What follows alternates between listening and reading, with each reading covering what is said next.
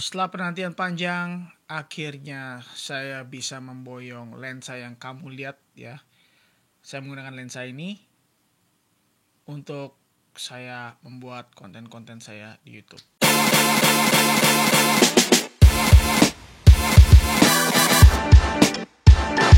Oke guys, sekarang saya mau memberikan kalian gambaran aja akan lensa yang baru saja saya akuisisi, yaitu Tamron 1750 f2,8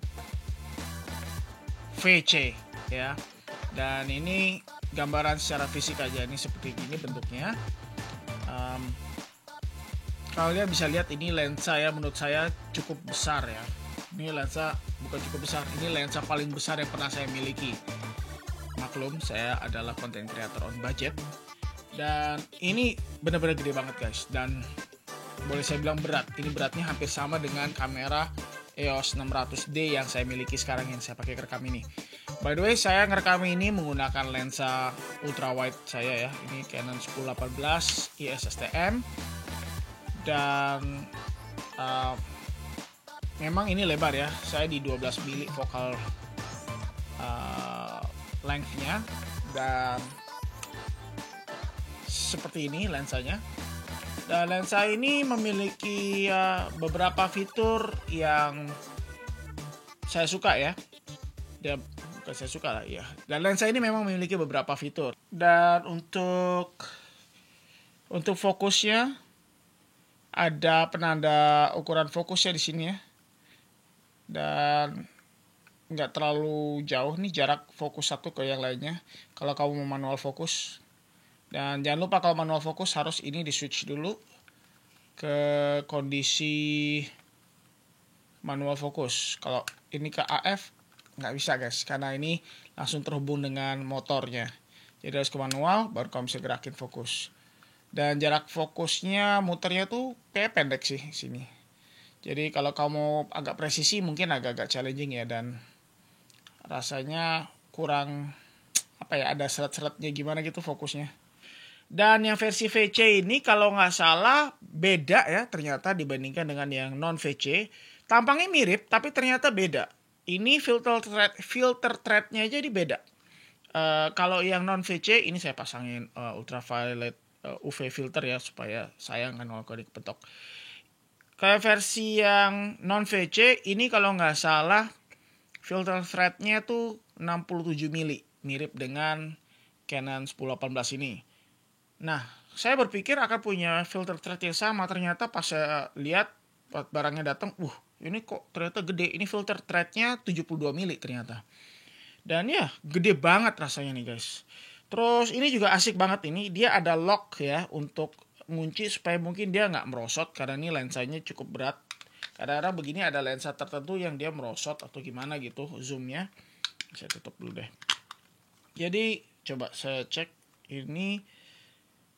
Kalau di lock, ini lock ya supaya dia nggak geser. Mungkin bukan cuma merosot. Ini kayaknya lock supaya kalau kita transportasi ini nggak tergeser-geser gitu zoomnya. Sedangkan kalau ini locknya saya angkat, ini bisa kita geser zoomnya. By the way, ini zoomnya juga agak seret ya, alot dan seret gitu. Saya nggak tahu kenapa, apa karena sudah barang lama atau memang standarnya Tamron tuh memang agak seret begini. Dan saya mendapatkan lensa ini barang second hand ya. Second hand tapi kok saya ngerasa ini masih sangat mulus ya. Dan ini made in Japan. Ya kira-kira gitu guys secara fisik. Ya begini guys tampilannya. Dari tadi saya menggunakan lensa ini. Saya menggunakan body kamera Canon DSLR jadul EOS 600D. Jadi memang nggak ada video autofocus ya. Ini saya murni semua menggunakan sistem fokus yang model lama.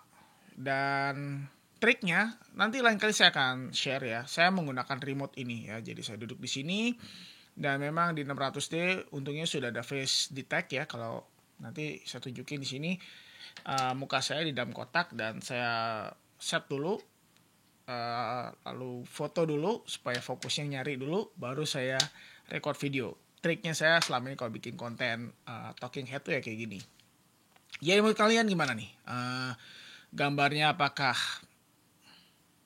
sesuai? Bukan sesuai ya. Apakah gambarnya, menurut kalian gimana gambarnya? Bagus apa enggak gitu? Saya sih suka ya. Menurut saya ini kualitas gambar yang saya inginkan. Ada sedikit bokeh, sedikit separasi ya, di belakang tuh sedikit ngeblur, dan muka saya lebih tajam pastinya. Ya, fokusnya di muka saya, sini tajam, di belakang blur gitu. Meskipun memang ini tidak se-ekstrim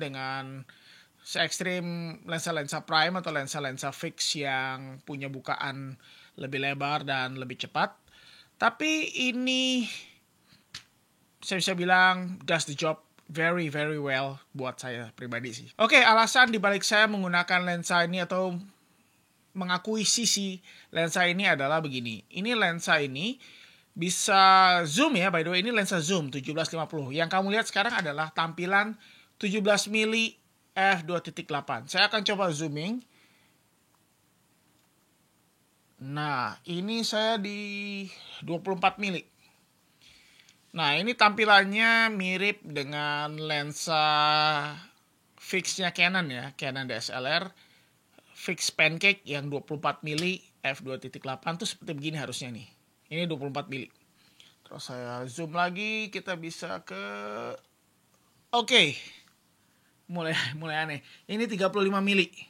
Tampilannya seperti ini. Saya agak duduk dikit nih soal framingnya. Ya, ini 35 mili, oke. Ini udah tinggal muka doang nih. Tuh, pas muka doang nih. Saya zooming lagi. Ini terakhir ke 50 mili. Wow.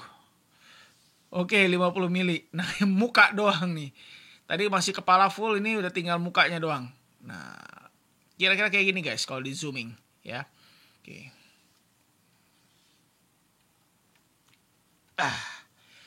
Ini entah kenapa zoomnya nih agak alot ya, agak keras dikit.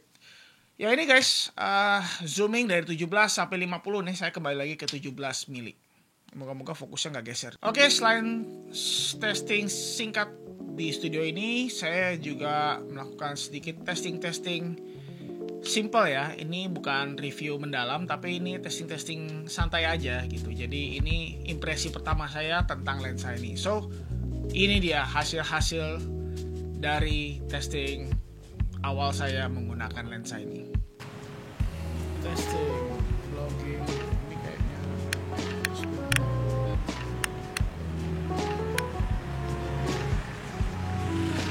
sore hari.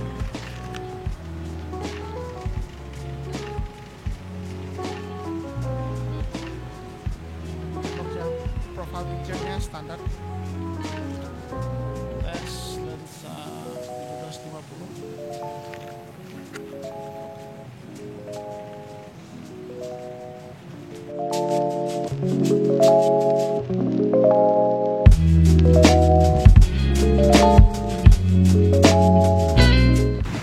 Oke, ini kondisi low light, ISO-nya di 800, shutter speed-nya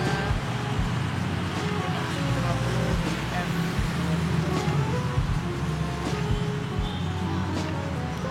Lumayan ya, lumayan buat low light. Masih bisa ISO 800, bisa lagi dengan ISO 1600. Oke, ISO 1600. Kalau saya pakai kamera ini ISO paling tinggi yang pernah saya pakai untuk kamera ini. Saya rasa tadi masih bisa dipakai kamera dengan vlogging.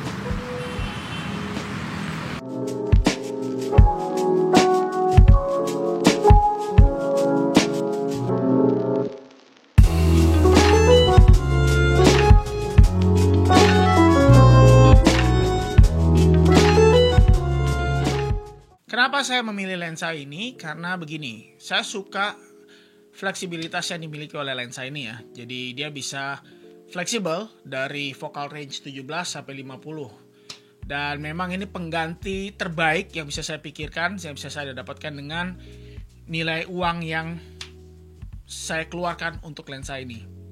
Jujur aja.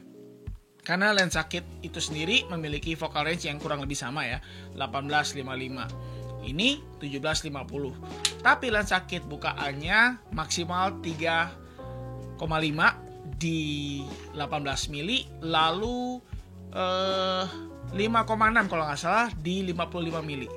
Yang menurut saya kurang ya kurang, terutama untuk di situasi seperti ini. Ini situasi low light karena ini di studio saya.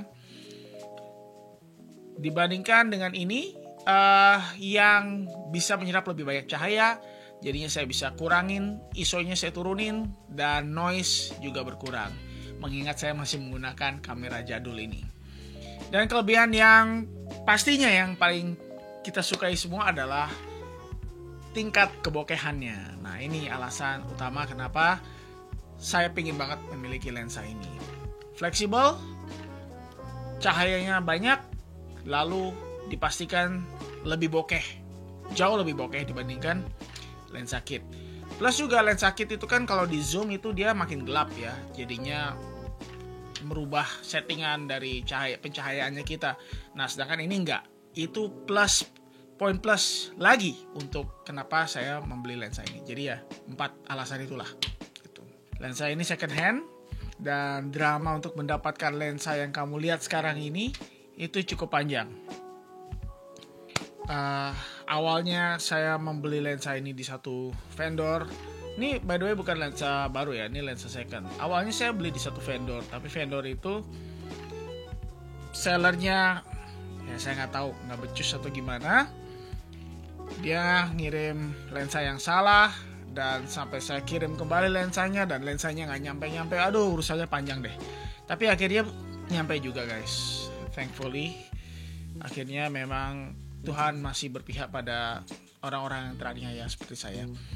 Dan akhirnya saya putuskan untuk membeli dari seller yang lain. Dan seller yang lain kembali lagi, ada lagi drama-dramanya guys. Saya sudah order, saya sudah bayar, tapi barangnya nggak kunjung dikirim-kirim.